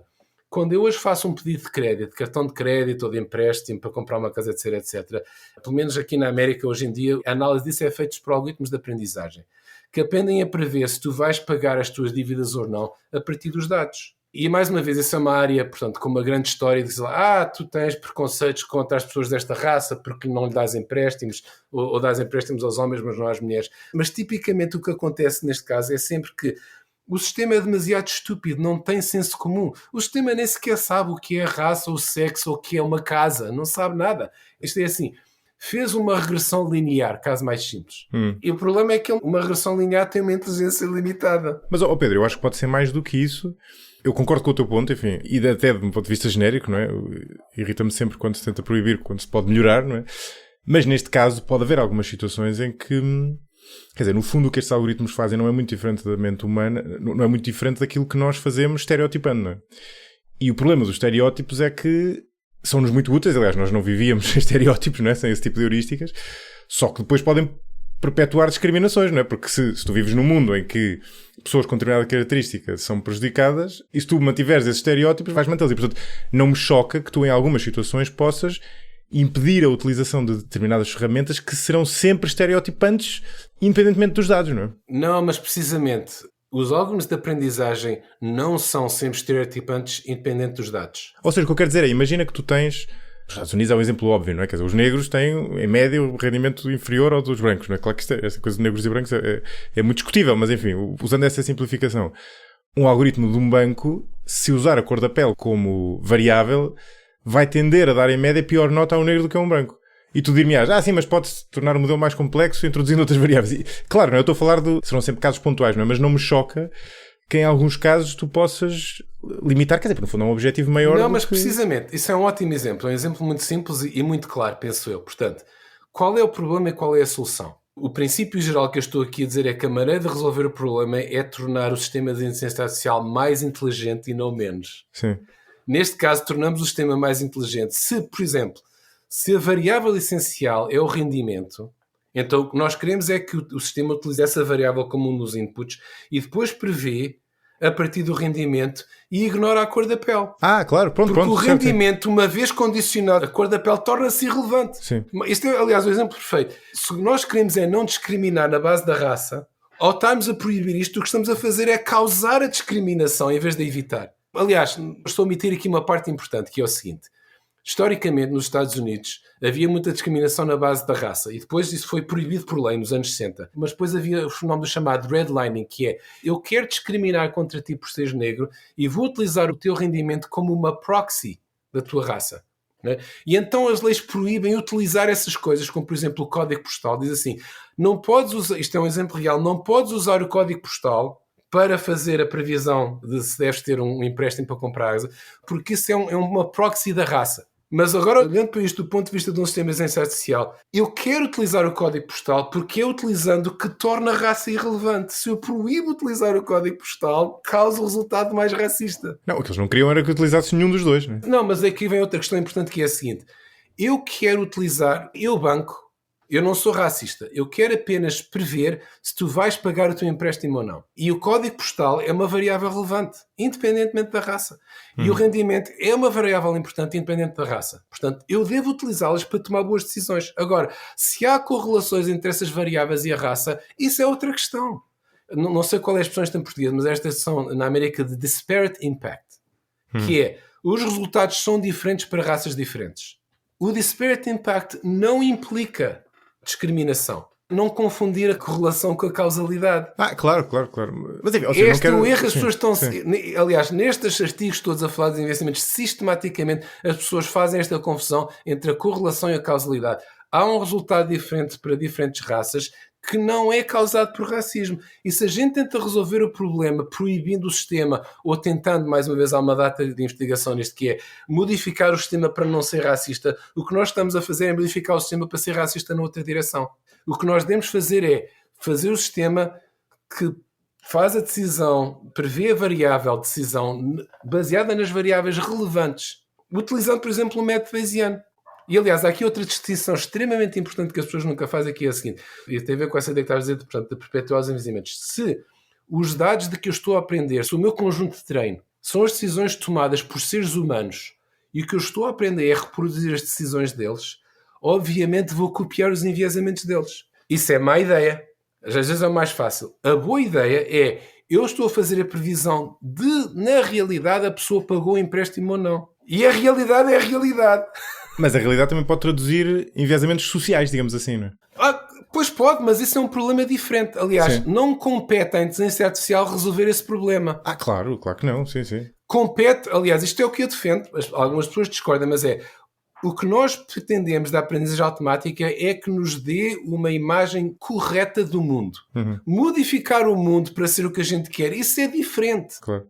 Não, e depois podes decidir o que fazes com essa imagem, não é? Claro. Aliás, se eu quero resolver esse problema, por exemplo, de haver preconceitos que levaram a pessoas de raças terem menos empréstimos ou terem menos dinheiro, o primeiro passo é eu ter dados e modelos que mostram exatamente o problema e o que ele é e a dimensão do problema. Não é modificar os dados criando modelos que fazem de conta que o problema não existe. Sim, sim. Que é uma ideia absurda, mas é uma ideia muito difundida hoje. As Googles e as Facebooks, etc., todas têm grupos que estão a tentar pôr estas ideias nos produtos deles. Uhum. E depois há outro perigo que eu acho que é um tópico bom para fazer a ponta entre estes perigos de curto prazo e de longo prazo, porque de certa forma está nos dois campos, não é? Que é o perigo dos algoritmos serem controlados por pessoas com más intenções, digamos assim. Quer dizer, o exemplo mais óbvio são governos de países que são ditaduras, por exemplo, não é? E aí já é possível argumentar que mesmo os algoritmos atuais e, sobretudo, algoritmos futuros, se controlados por pessoas mal intencionadas, podem ter, ou organizações mal intencionadas, podem ter efeitos negativos, mesmo os atuais, no caso de, sei lá, fake news, por exemplo, é o exemplo mais óbvio, mas, sobretudo, assumindo algoritmos mais desenvolvidos. Isso pode acontecer independentemente de nós comprarmos a tese da singularidade, não é? Ou seja, isto não pressupõe, no fundo, o ponto é, este argumento não pressupõe haver um takeover do próprio algoritmo, tipo 2001 Odisseia no espaço, não é? Não, mas precisamente, nos perigos de longo prazo, a grande preocupação das pessoas como Elon Musk, etc., é as máquinas tornarem-se espontaneamente más. 2001 é o perfeito exemplo, Terminator. Os filmes de Hollywood estão cheios das inteligências artificiais espontaneamente más. E dos robôs, do ex-máquina, etc. Mas esse é o perigo imaginário. As máquinas propriamente projetadas, e nós podemos discutir isso, não se podem fisicamente tornar espontaneamente más. Isto é fisicamente, matematicamente impossível. O perigo real é precisamente estes dois. É as máquinas serem utilizadas por pessoas com más intenções, quer sejam criminosos ou regimes totalitários, etc. Ou a inteligência artificial que faz coisas más por não compreender o que é que deve fazer. Que, mais uma vez, o problema é demasiada estupidez e não demasiada inteligência. Portanto, as pessoas estão preocupadas com as máquinas decidirem espontaneamente matar as pessoas porque querem ser elas donas do planeta. Isto é ficção científica. A solução para este problema imaginário é limitar a inteligência. O problema real é a máquina não perceber o que é que deve fazer e fazer grandes disparates. A solução para isso é tornar as máquinas mais inteligentes, não menos. Ou seja, recapitulando, no que toca à singularidade, ou seja, no que toca a haver uma espécie de takeover das máquinas, o teu ponto é que isso é matematicamente impossível pela razão de que isso não está na função objetivo destes algoritmos. Ou seja, eles estão restringidos a sequer seguir esse caminho e, portanto, isso não pode ocorrer por geração espontânea, não é? Precisamente. Isto é assim. As pessoas que se preocupam com isto, tanto os leigos como os especialistas, o que lhes dá assim uma certa trepidação é esta ideia de que quando as máquinas aprendem, e essa é que é a ideia da singularidade, é a máquina produz uma máquina mais inteligente, que depois produz outra ainda mais inteligente, e agora vão se tornar infinitamente inteligentes e nós perdemos completamente o controle das máquinas. Mas o primeiro ponto importante é a inteligência e o controle são coisas completamente diferentes. Nós podemos ter uma inteligência infinita que está completamente controlada via essa função objetiva. Portanto, as pessoas que não sabem que os sistemas de inteligência artificial são controlados por uma função objetiva têm grandes confusões. As pessoas que sabem, o que nós estamos a fazer em aprendizagem, como já falámos há pouco, é evolução acelerada. E a evolução para as máquinas nos servirem. A cada momento, em cada geração, as máquinas, os programas que não nos servem, morrem. Aliás, uma analogia simples é a seguinte. Se tu tens cão, não te preocupas que o teu cão te vai matar esta noite, de repente. O que é um cão? O cão é um lobo domesticado. E os lobos matam pessoas. Agora, nós evoluímos os lobos para se tornarem cães. E por isso não temos medo deles. Agora, se tu não tens medo do teu cão, porquê é que havias de ter medo de um robô que foi ainda muito mais completamente evoluído por nós para nos servir? Pois, é que eu acho que o teu ponto vai mais longe do que isso, não é? Porque o cão, enfim, eu tenho 2 cadelas e tenho a certeza, no sentido heurístico, de que elas não vão fazer nada. Mas não é impossível. Há casos de cães que agridem os donos, porque lá está, tem, às vezes até por ter um tumor no cérebro, ou qualquer coisa, não é? Quer dizer, isso é possível. O teu ponto é que aqui é impossível, não é? Não é impossível, mas não é razão para não termos cães ou para nos preocuparmos que nos vão matar. E, aliás, se eles têm tumores, é precisamente um mau funcionamento. Portanto, estas coisas podem acontecer por mau funcionamento. Agora, fisicamente é possível, por exemplo, é possível esta caneca agora de repente saltar para o ar. As leis da termodinâmica não proíbem que a caneca salte para o ar. Mas a probabilidade é tão pequena que é uma perda de tempo nós preocuparmos com ela. Desculpa interromper-te, mas no paradigma atual sim, mas num paradigma em que tu desenvolvas um algoritmo mestre, mesmo um risco pequeno tem um impacto tão grande que justifica considerá-lo, não é? Não, mas é assim. A não ser que o risco seja zero, não é? Aí já não justifica, não é? Precisamente, não, mas isso é um ponto importante. Portanto, aliás, penso que todos concordamos, o risco destas coisas acontecerem é pequeno, mas não é zero. Agora, aqui as duas questões é, quanto mais pequeno, menos nos vamos preocupar com ele. E agora, quanto menor a probabilidade, E, portanto, eu diria que a probabilidade de uma destas coisas acontecer é 0,001%, mas há quem diga que é 0,1% e há quem diga que é 10%. Mas desculpa, Pedro, tu estás a falar aqui especificamente do sistema ganhar autonomia? Não, por exemplo, do sistema. Aliás, os sistemas de inteligência artificial, por natureza própria, têm sempre alguma autonomia. E o que as pessoas dizem, mas esse sistema, nós, portanto, vamos agora para a ocupação das pessoas que são mais especialistas, portanto, eles dizem, sim, nós dissemos quais é que são os objetivos do sistema, mas o sistema depois escolhe os seus sub-objetivos. Claro, sim. Ou interpreta mal, sim. Precisamente, mas interpretar mal é precisamente estupidez. A cura para o interpretar mal não é limitar a inteligência, é aumentá-la. Precisamente. O risco, e esse não é probabilidade zero, isso acontece todos os dias, é o sistema interpretar mal. O que é muito pouco provável é o sistema espontaneamente decidir que eu agora quero ser senhor do mundo. Isso é baseado numa má analogia entre as máquinas e as pessoas. É muito, mas desculpa, existir neste ponto, é muito pouco provável ou é impossível? Porque o meu entendimento é que é impossível, porque não está na função objetiva e, portanto, não... Mas, calhar, estou a ser mais papista que o Papa. Não é impossível porque, por exemplo, pode haver bugs, pode haver uma onda de radiação que modifica uns bits. Portanto, ao nível do fisicamente impossível, estas coisas todas podem acontecer. É inverossímil, mas não é impossível. Exato, é inverossímil, mas não é impossível. Mas a questão importante é a seguinte. Nós, quando decidimos o que é que queremos fazer com a inteligência artificial, temos que ver quais é que são os perigos e quais é que são as oportunidades. E as probabilidades e a quantidade de benefício. Estes perigos, mesmo que nós os aceitemos como reais, são insignificantes comparados com os benefícios potenciais. Aliás, uma das coisas irónicas para mim é o seguinte, é que as pessoas dizem, mas a inteligência artificial pode causar a extinção da humanidade. É muito mais provável que a inteligência artificial salve a humanidade da extinção do que a cause. Eu percebo o teu ponto, mas um dos vieses do nosso cérebro é o viés da negatividade, não é? E que não vem...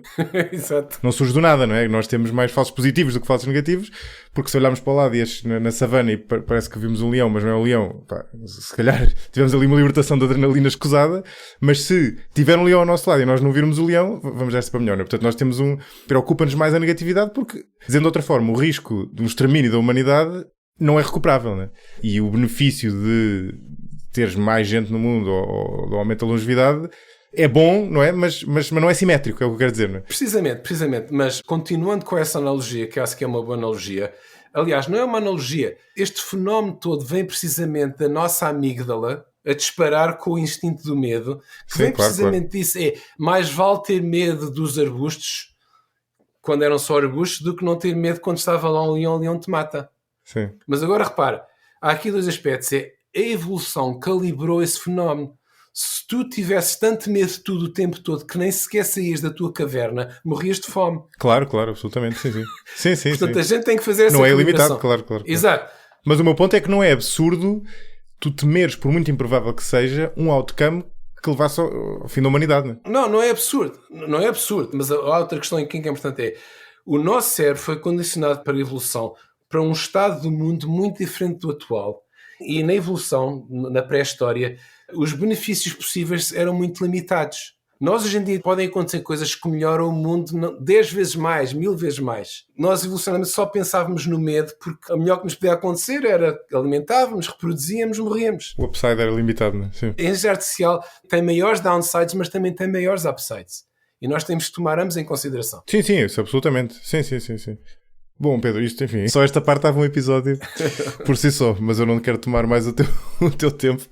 Sei que tens um livro para recomendar, não sei qual é, nem sei se está estritamente relacionado com o tema. Enfim, o teu livro já está implicitamente recomendado, mas para lá disso, não sei o que é que vais recomendar, o que é que nos trazes? Um livro que eu recomendo, que eu gostei imenso e que está relacionado com a inteligência artificial, embora não seja sobre a inteligência artificial, é precisamente deste autor, o Douglas Hofstadter. O livro mais famoso dele é um livro chamado Gödel Escher Bach, An Eternal Golden Braid. E é um livro muito famoso que saiu nos anos 70 e eu conheço uma série de pessoas que se tornaram investigadores em inteligência artificial por terem lido este livro. Pois, eu tenho a ideia que é muito influente nesta área. Sim. Eu quando o li já me tinha decidido ir pela inteligência artificial, portanto não teve esse efeito, mas é um livro fascinante. O livro é basicamente sobre o Teorema de Gödel. Tens de explicar o que é o Teorema de Gödel. Aliás, toca em vários pontos em que a gente aqui falou, mas portanto, o Teorema de Gödel é um teorema que, aliás, ele tem vários teoremas, mas o teorema mais conhecido é um teorema que mostra que há teoremas que são verdade, mas não podem ser provados. É um teorema fundamental na matemática, porque no princípio dos séculos XX, o grande objetivo da matemática, enunciado pelo Hilbert, que era o maior matemático dessa altura, etc., era: nós vamos automatizar tudo Aliás, automatizar é uma versão moderna disto. A ideia é, todas as verdades matemáticas do universo, nós vamos prová-las. Provar os axiomas, não é? Sim. Temos axiomas e depois provamos a partir dos axiomas. O que o Gödel provou, que deixou as pessoas completamente estarrecidas, eu estou a omitir aqui alguns pormenores importantes, mas simplificando, o que ele mostrou foi que há coisas que são verdade, matematicamente verdade. Há verdades matemáticas que não podem ser provadas. Isto é uma coisa que é preciso da pessoa, pelo menos para quem sabe assim, a matemática mais banal, é um bocado como é que isto pode ser possível, como é que pode ser possível provar tal coisa. Existe um teorema, que é um teorema, portanto, há um sistema formal, há certos axiomas, e o que ele mostrou, para ser um bocadinho mais preciso, e aliás relevante para a inteligência artificial, é que os sistemas de axiomas que nós usamos na matemática, todos têm certas coisas em comum, básicas, por exemplo, a existência de números naturais. A partir do momento em que tu presumes que existem números naturais que vão até ao infinito, em qualquer sistema que tenha este axioma, há teoremas verdadeiros que são indemonstráveis. Verdadeiros, mas indemonstráveis. Portanto, isto foi um terremoto na matemática. E há também muita gente que diga que a inteligência artificial é impossível por causa do teorema de Gödel. O que é um disparate completo, mas isso é outra conversa. Sim. Mas, portanto, é um teorema fascinante em si mesmo e com montes de ramificações e implicações. E o livro, basicamente, Gödel, Escher, Bach, é o Gödel e o Escher e o Bach. E o que ele faz é uma analogia entre o teorema de Gödel e a arte do Escher e a música do Bach. Bem, na realidade, o que ele usa é a arte do Escher e a música do Bach para explicar o teorema de Gödel. Sim. Quer dizer, o livro em si é divertidíssimo porque tem diálogos entre Aquiles e a tartaruga.